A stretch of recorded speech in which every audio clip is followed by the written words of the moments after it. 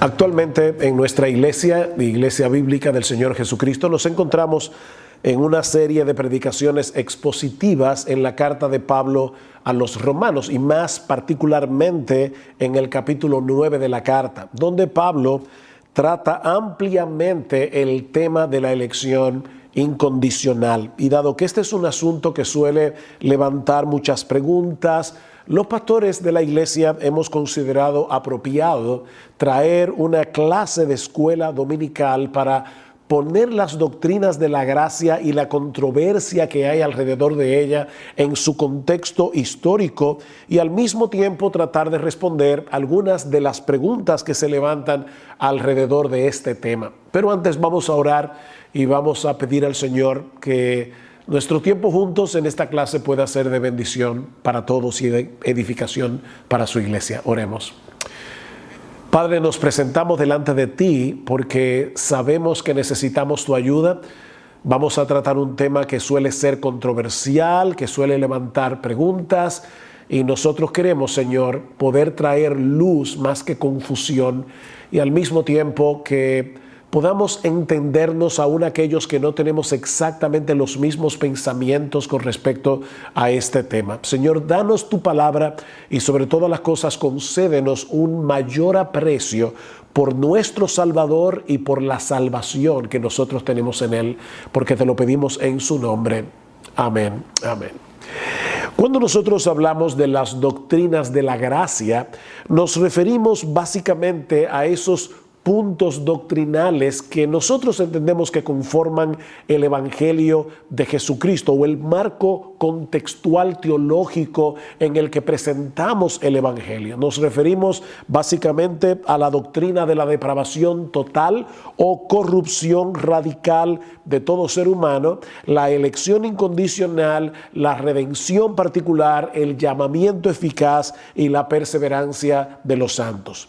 Debo decir de entrada, y el Señor lo sabe, que no es mi intención levantar controversias innecesarias dentro del pueblo de Dios y mucho menos ofender a creyentes que difieren de nosotros en algunos de estos puntos.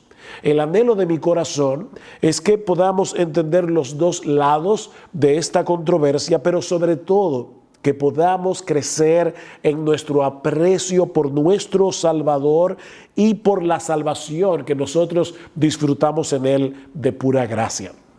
Veamos entonces, en primer lugar, el contexto histórico de esta controversia. Y para hacer esto, debemos comenzar con Jacobo Arminio, un pastor y teólogo holandés nacido en 1560, es decir, 4 años antes de la muerte de Juan Calvino, y cuyo nombre ha quedado ligado al sistema teológico opuesto a lo que hoy conocemos como calvinismo.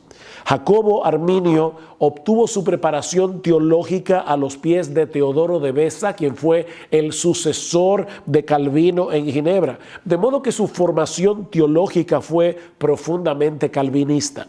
Sin embargo, poco tiempo después de su ordenación al ministerio, él comenzó a tener conflictos con la postura calvinista en lo tocante al papel que juega la gracia de Dios en la salvación de los pecadores. Arminio concordaba con los calvinistas en que el libre albedrío del hombre, y en un momento vamos a definir ese término, no solo se encuentra herido, mutilado, y estoy citando aquí a Arminio, enfermizo, debilitado, sino también que ha sido hecho cautivo, destruido y perdido. De tal manera que el libre albedrío humano es totalmente inútil, decía Arminio, a menos que sea asistido por la gracia. Así que en este punto pareciera que todos estamos de acuerdo. Sin embargo, aunque Arminio enseñaba que el pecador necesita la gracia de Dios para salvarse, al mismo tiempo afirmaba que la gracia por sí sola no asegura la salvación de nadie. En otras palabras, la gracia es una condición necesaria para la salvación, pero no suficiente.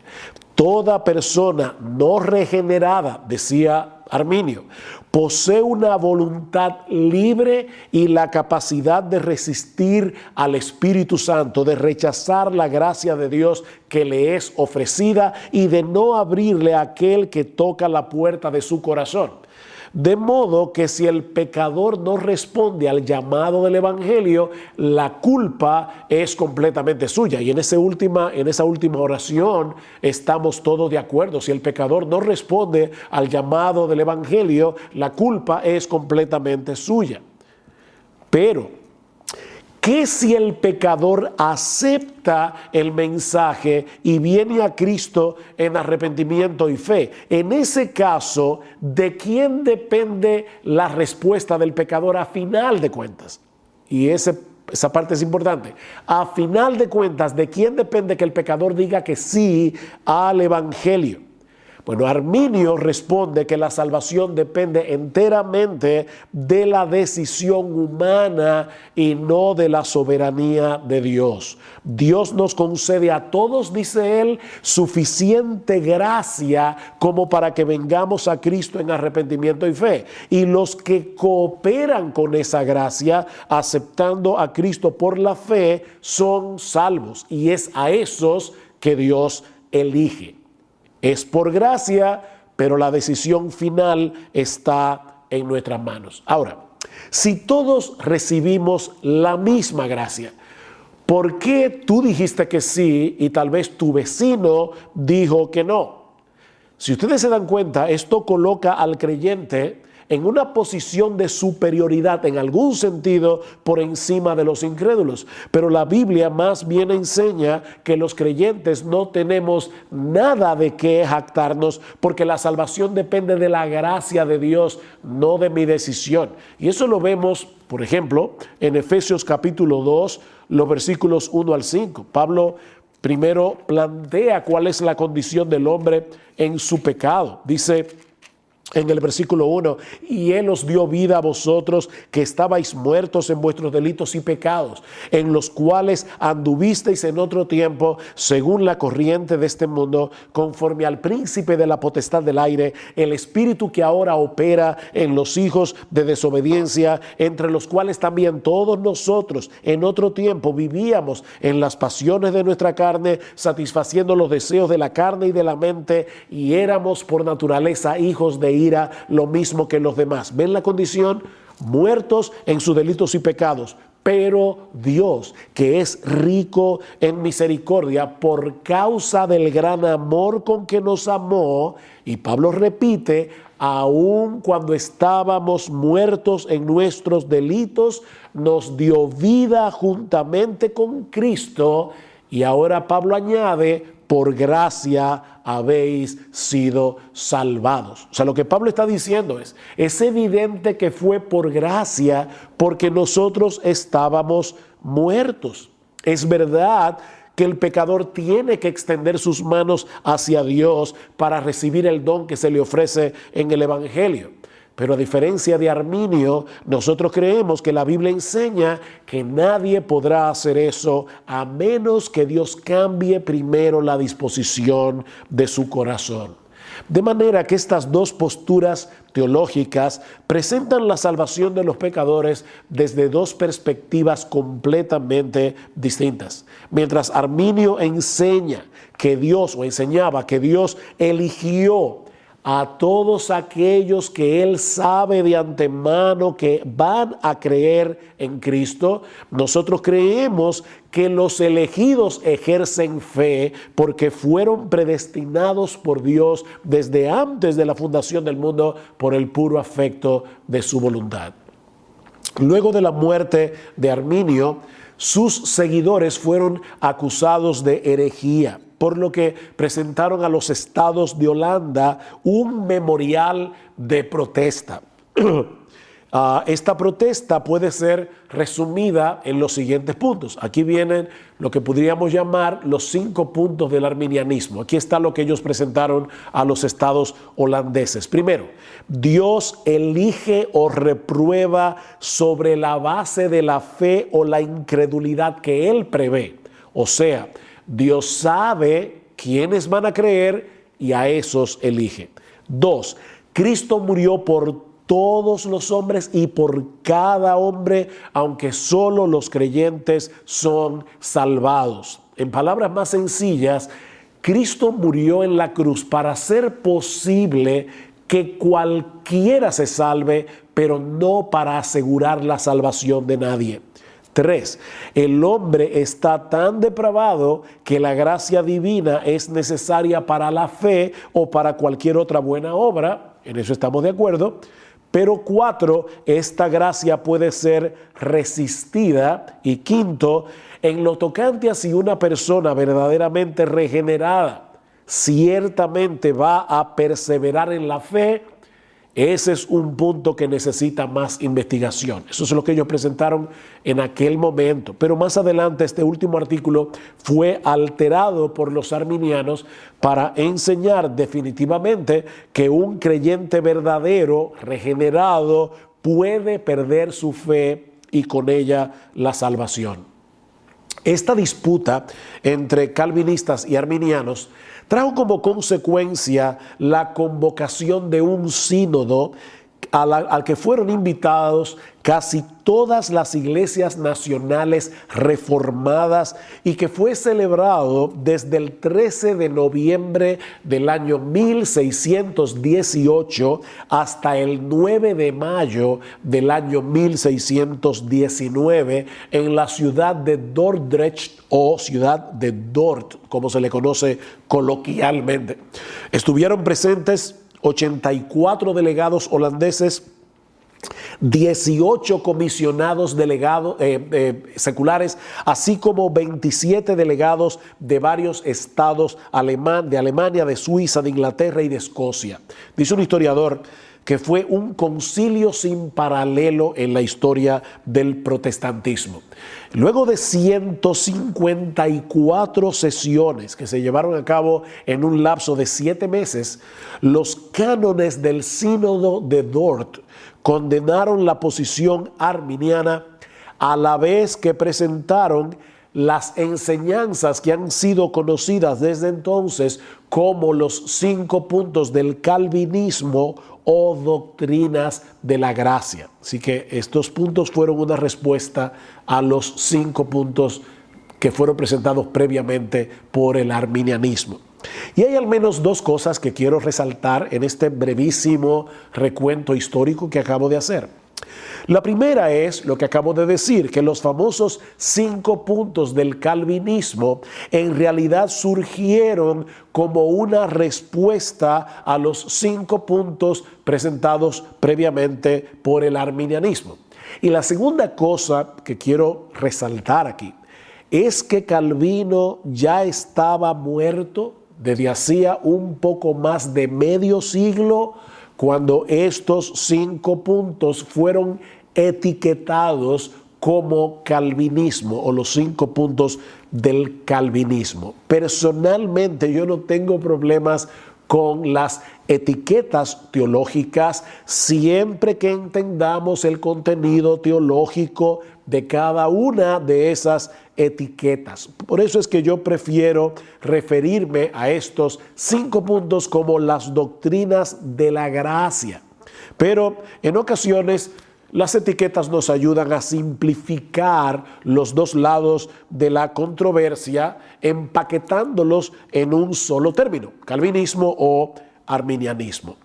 A principios del siglo XX, creo que en 1905, 1906, alguien trató de resumir estas doctrinas del Sínodo de Dort usando el acróstico TULIP, que significa tulipán, por sus siglas en inglés. Total depravación, ahí está la T. Elección incondicional, que en inglés es unconditional election, ahí está la U. Expiación limitada, que en inglés es limited atonement, ahí está la L. Gracia irresistible, en inglés es irresistible grace, ahí está la I. Y perseverancia de los santos. Bueno, la P funciona igual en inglés y en español. Sin embargo, a pesar de la popularidad de este acróstico, lo cierto es que el TULIP puede dar lugar a algunos malos entendidos, como veremos en un momento, añadiendo confusión al prejuicio que ya muchos tienen lamentablemente contra las doctrinas de la gracia. En el tiempo que me resta, yo quisiera corregir algunas nociones relacionadas con las doctrinas de la gracia, recordando lo que decíamos al principio, que esta clase es como un apéndice de nuestras exposiciones en el capítulo 9 de Romanos y en cierta manera en toda la carta a los romanos, por lo que no podemos dar muchos argumentos bíblicos en cada uno de estos temas. Así que permítanme responder básicamente 4 preguntas. Primera pregunta: ¿posee el hombre libre albedrío? Bueno, depende de lo que queramos decir con esa frase. Si lo que quieres decir es que el hombre tiene la capacidad de escoger lo que quiere, es decir, cada vez que tomamos una decisión lo hacemos conforme a nuestros deseos, la respuesta es que sí, el hombre tiene libre albedrío. Nosotros no somos títeres de fuerzas externas que nos obligan a tomar las decisiones que tomamos y actuar de la manera como actuamos. Tenemos libre albedrío en el sentido de que somos capaces de escoger conforme a nuestros deseos. Y en un momento determinado puede haber deseos en conflictos y vamos a decidir conforme al deseo dominante. Puede ser que yo desee perder unas cuantas libras, pero al mismo tiempo deseo comerme un helado. Si el deseo por comerme el helado es más fuerte que el deseo de perder las libras, ya ustedes saben cuál es la decisión que yo voy a tomar. Pero en el siglo XVI, cuando surgió la Reforma Protestante, el término libre albedrío significaba o era usado usualmente con otro significado, porque el debate sobre el tema del libre albedrío giraba en torno a otra cosa. Lo que se estaba debatiendo en ese momento histórico entre la Iglesia Católica y los reformadores era el efecto de la caída sobre la voluntad del hombre. Y la pregunta era: ¿está nuestra voluntad esclavizada a Satanás y al pecado de tal manera que no podemos libremente escoger a Dios? ¿O poseemos todavía la capacidad de buscar lo bueno, de inclinarnos hacia Dios? Todos los reformadores del siglo XVI estaban de acuerdo en que el hombre es moralmente responsable de sus acciones y por lo tanto creían en el libre albedrío en ese sentido, pero al mismo tiempo afirmaban que los hombres nacen esclavizados a Satanás y al pecado y por lo tanto son incapaces de creer y arrepentirse a menos que Dios los libere de esa esclavitud. En otras palabras, el hombre siempre hace lo que quiere. Estamos claros en eso. El problema del pecador es que lo que él quiere siempre es pecar, hasta cuando hace lo bueno. Yo puedo tomar la decisión como inconverso de no serle infiel a mi esposa porque quiero cuidar mi reputación. Pero eso es una buena acción, pero motivado por una cosa pecaminosa. Yo no estoy buscando la gloria de Dios, yo estoy buscando mi propia gloria. Dice en Génesis que toda intención de los pensamientos del corazón del hombre se encamina siempre hacia el mal. Y Pablo dice en Romanos capítulo 8, versículo 7, que los designios de la carne son enemistad contra Dios, porque no se sujetan a la ley de Dios, ni tampoco pueden. ¿Creemos entonces en el libre albedrío? Depende.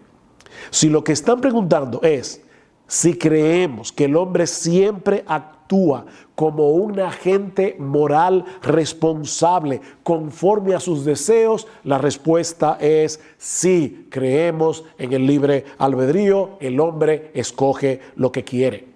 Pero si lo que estás preguntando es si después de la caída el hombre posee la capacidad de inclinar su voluntad hacia Dios y en contra del pecado, entonces la respuesta es no, no creemos que el hombre en su estado caído posee tal capacidad. Cristo dijo en Juan 5:40, ustedes no quieren venir a mí para que tengáis vida. Es a eso que nos referimos cuando hablamos de la depravación total del pecador. Aunque debo decir que este es uno de los puntos en los que el tulip se presta a confusión. Recuerden que no fue sino hasta principios del siglo XX cuando alguien publicó este acróstico en una revista para resumir los cánones del sínodo de Dort, y la T corresponde a total depravación. El problema con esta expresión es el mismo que hemos señalado respecto al libre albedrío, y es que transmite una idea distorsionada de lo que entendemos que la Biblia enseña sobre la condición humana caída. Cuando una persona escucha el día de hoy que el hombre no regenerado está totalmente depravado, naturalmente tiende a pensar que lo que estamos enseñando es que el hombre es incapaz, completamente incapaz, de hacer algo bueno en ningún sentido. Pero mis hermanos, eso no es lo que la Biblia enseña. A pesar de su estado caído, el hombre sigue portando la imagen de Dios, aunque en una forma distorsionada. Por ejemplo, en Génesis capítulo 9, versículo 6, Dios dice: el que derramare sangre de hombre, por el hombre su sangre será derramada, porque a imagen de Dios es hecho el hombre. Y eso se escribió después de la caída. Pablo dice en Romanos 2:14 que los gentiles que no tienen ley, en ocasiones hacen por naturaleza lo que es de la ley. Y el Señor Jesucristo enseñó claramente que incluso los hombres malos son capaces de hacer buenas cosas por sus hijos. Mateo capítulo 7, versículos 9 al 11. Si vosotros, siendo malos, les dais buenas cosas a vuestros hijos, ¿cuánto más vuestro Padre Celestial? Lo que la Biblia enseña con respecto a este tema es que a partir de la caída, todas las facultades del hombre quedaron tan dañadas que no podemos acercarnos a Dios en nuestras propias fuerzas, ni hacer absolutamente nada que sea bueno en un sentido absoluto. ¿Y a qué yo me refiero? Bueno, para que una obra sea realmente buena en un sentido absoluto, debe ser hecha primariamente para la gloria de Dios y en dependencia de Dios, y nadie puede hacer eso en su estado natural no regenerado. Es en ese sentido que Pablo afirma en Romanos capítulo 3 que no hay justo ni aún uno, no hay quien entienda, no hay quien busque a Dios, todos se desviaron, a una se hicieron inútiles, no hay quien haga lo bueno, no hay ni siquiera uno. Pero hay personas inconversas que cumplen sus promesas, que se ocupan de sus hijos, que mantienen sus votos matrimoniales, por lo menos externamente. Ahora, como el hombre incrédulo no hace ninguna de esas cosas para la gloria de Dios y en dependencia del Espíritu Santo, no son buenas obras en un sentido absoluto, pero sí son buenas en un sentido relativo. Porque, mis hermanos, es mejor cumplir las promesas que no hacerlo, es mejor cuidar de los hijos que descuidarlos, es mejor mantener el voto matrimonial.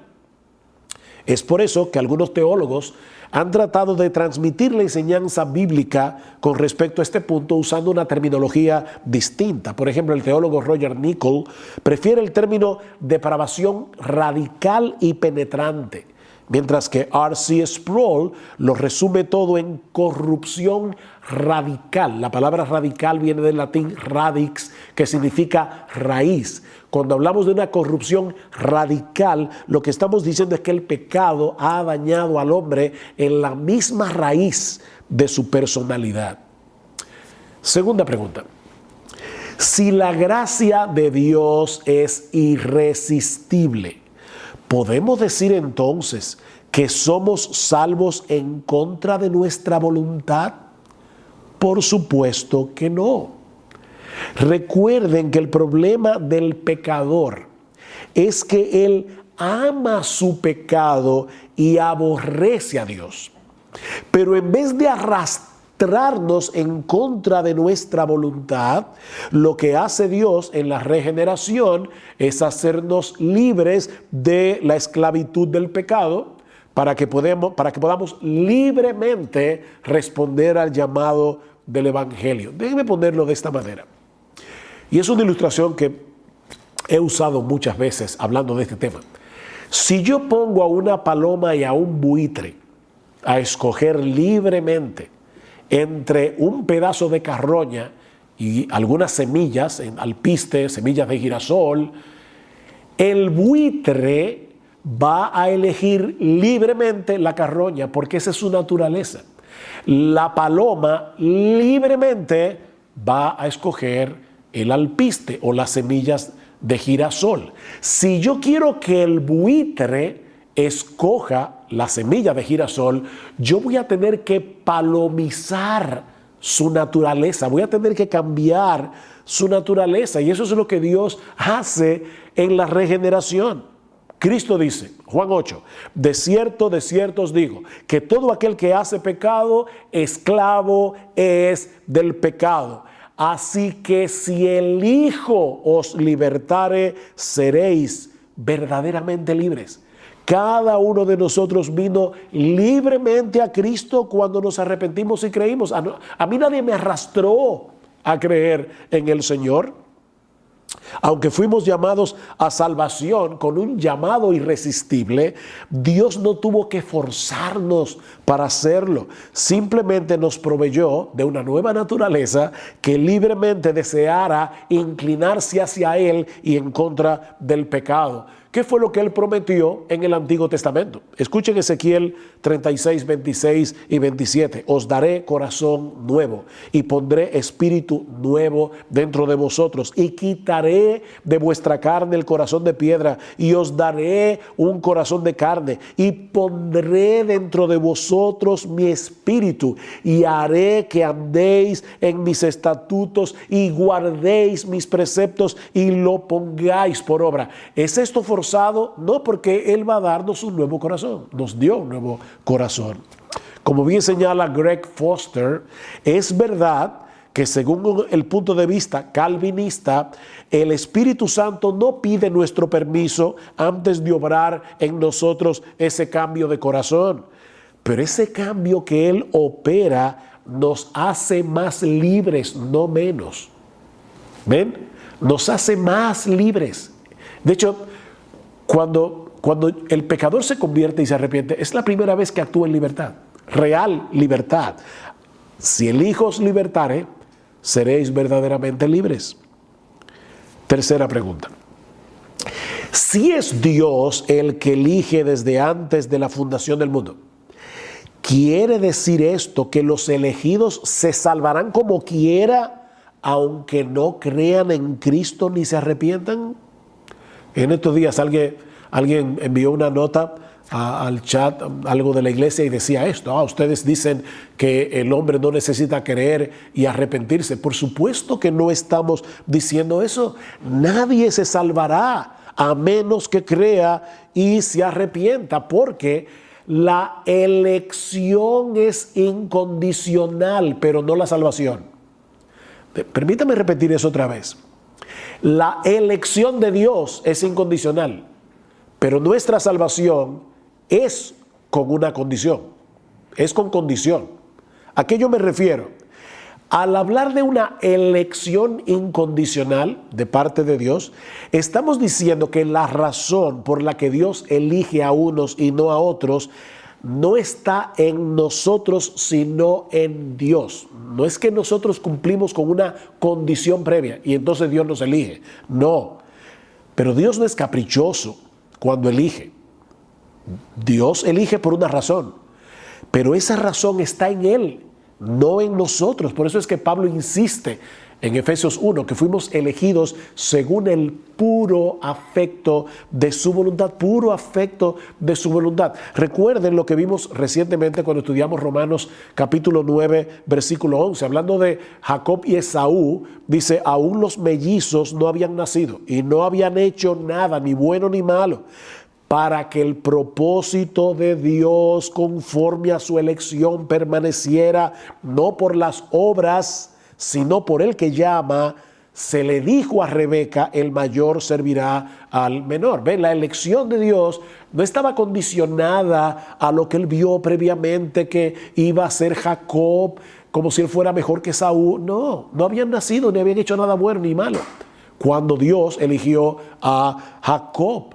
Así que la elección es incondicional, Pero mis hermanos, hay una condición necesaria para salvarse: creer y arrepentirse. ¿Qué dice el Señor Jesucristo en Lucas capítulo 13, los versículos 1 al 5? 2 veces repite: si no os arrepentís, todos pereceréis igualmente. Señores, ¿qué debo hacer para ser salvo? Cree en el Señor Jesucristo y serás salvo, le dijo Pablo al carcelero de Filipo. Pero el Espíritu tiene que obrar en nosotros para que podamos responder al llamado de Dios. Él nos da una nueva naturaleza en la regeneración para que voluntariamente, libremente, vengamos a Cristo en arrepentimiento y fe.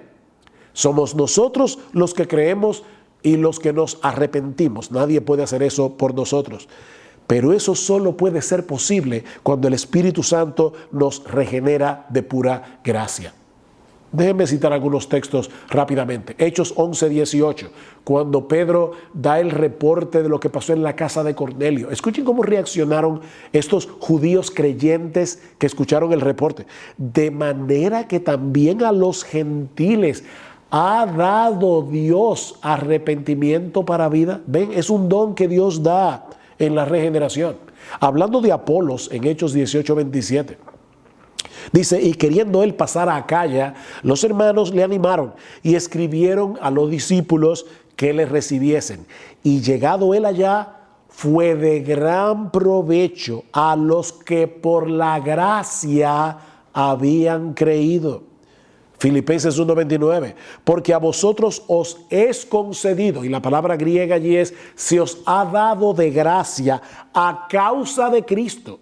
No solo que creáis en Él, sino también que padezcáis por Él. Eso es algo que Dios nos ha dado de gracia. El problema del arminianismo es que presupone que si Dios pone una condición para salvarse, arrepentirse y creer, el hombre debe ser capaz de cumplir esa condición.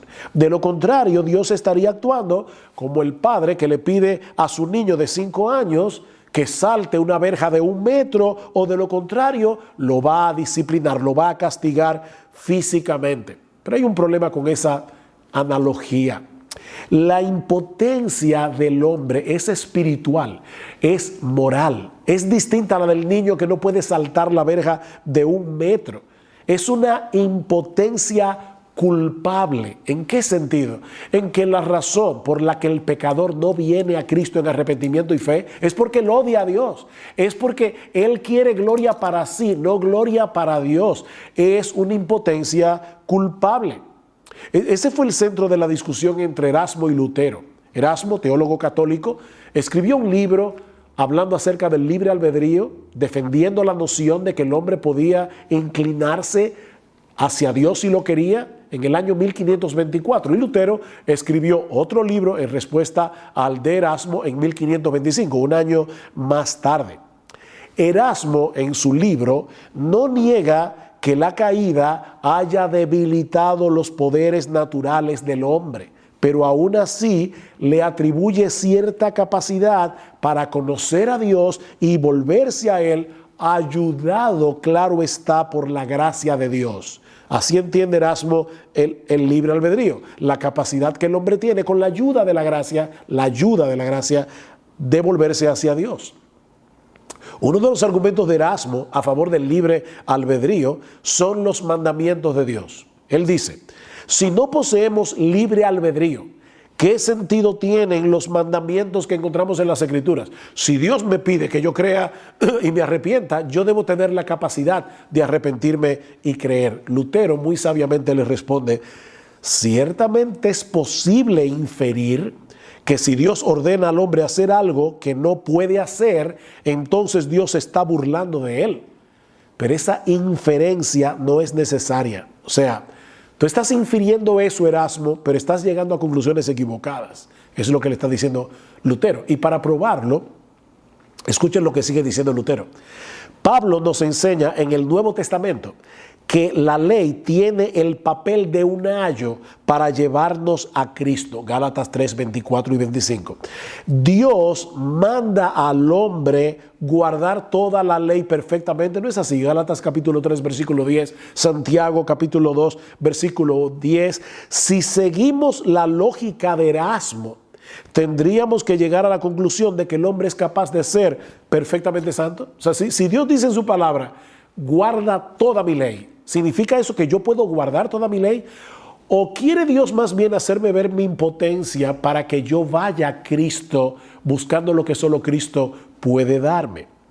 Lo que hace Dios en nosotros es transformar nuestra naturaleza para que podamos responder a su llamado en arrepentimiento y fe. Y el Antiguo Testamento nos provee una muy buena ilustración de cómo Dios opera en nosotros el querer como el hacer por su buena voluntad, como dice Pablo en Filipenses capítulo 2.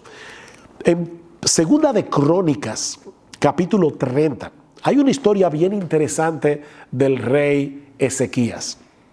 El rey Ezequías se da cuenta que los judíos no habían celebrado la Pascua en muchos años.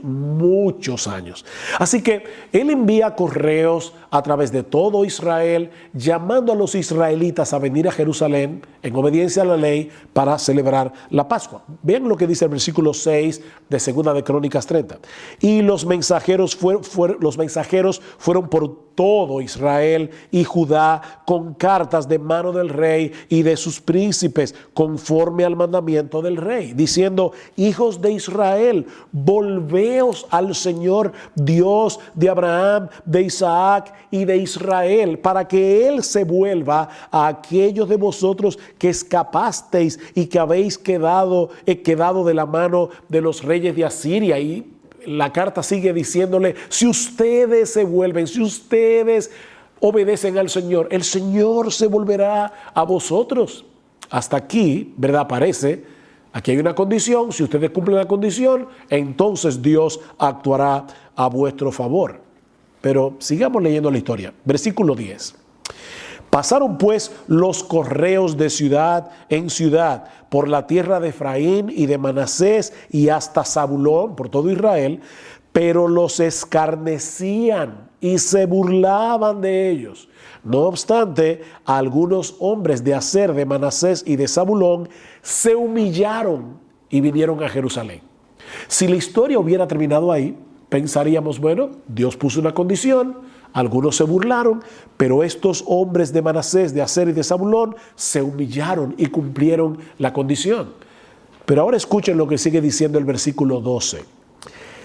También sobre Judá estuvo la mano de Dios para darles un solo corazón a fin de hacer lo que el rey y los príncipes ordenaron conforme a la palabra del Señor. Ese también está en el original hebreo, y lo que está diciendo es: sobre Judá estuvo la mano de Dios, de la misma manera que sobre los hombres de Aser, de Manasés y de Zabulón. Fue la mano de Dios que obró en ellos para que entonces ellos pudieran hacer lo que el rey y los príncipes habían ordenado conforme a la palabra del Señor. Es por eso que Pablo en Romanos, capítulo 11, luego de haber hablado ampliamente acerca de la soberanía de Dios en la salvación de los pecadores, ¿cómo concluye Pablo Romanos 11:36? Porque de Él, es decir, de Dios, por Él, por medio de Dios y para Él son todas las cosas. A Él sea la gloria por siempre.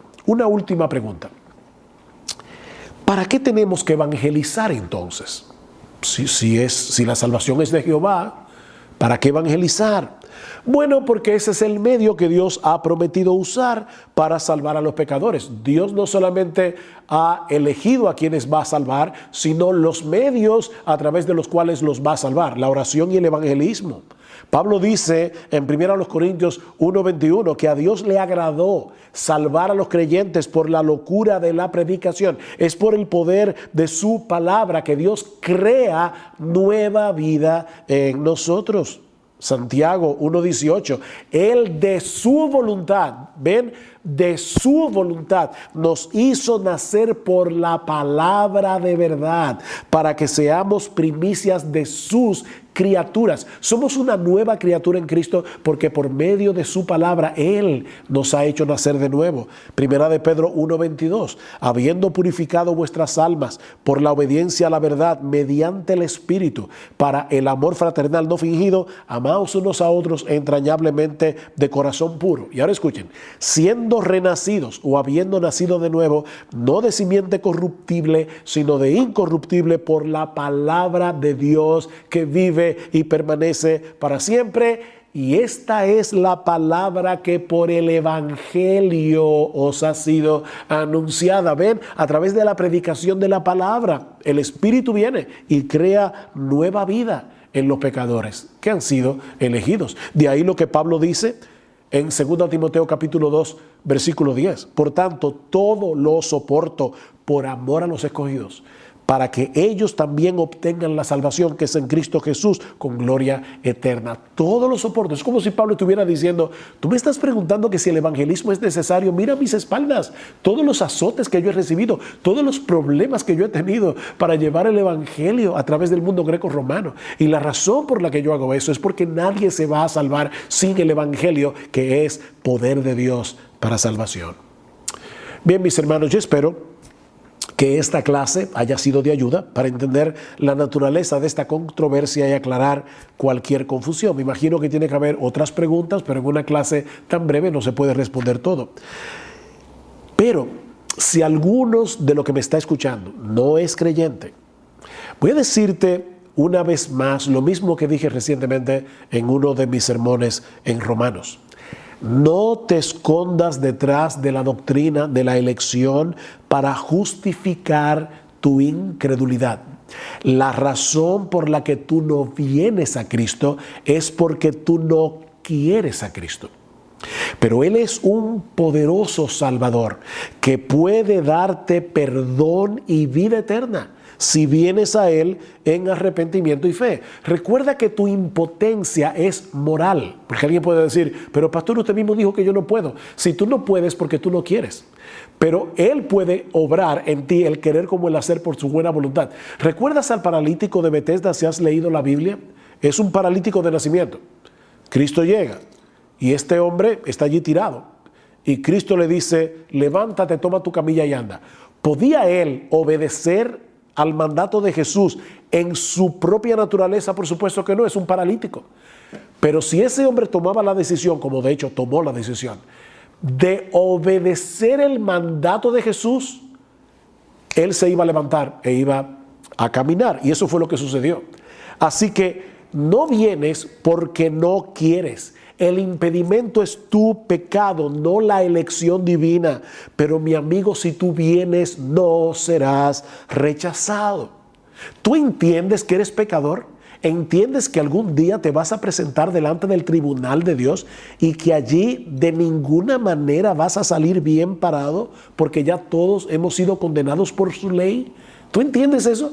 Entonces ven a Cristo y ven ahora, porque las puertas de la salvación siguen abiertas de par en par para todo aquel que cree. Vamos a orar. Padre, te damos muchas gracias por habernos dado de nuevo la oportunidad de presentar esta clase. Queremos rogarte ahora, Señor, que tú uses lo que hemos hablado aquí para aclarar cualquier confusión que tus hijos puedan tener con respecto a estas doctrinas y aún, Señor, usar esto para traer a Cristo a muchos en arrepentimiento y fe, porque te lo pedimos en su nombre y para su gloria. Amén. Amén.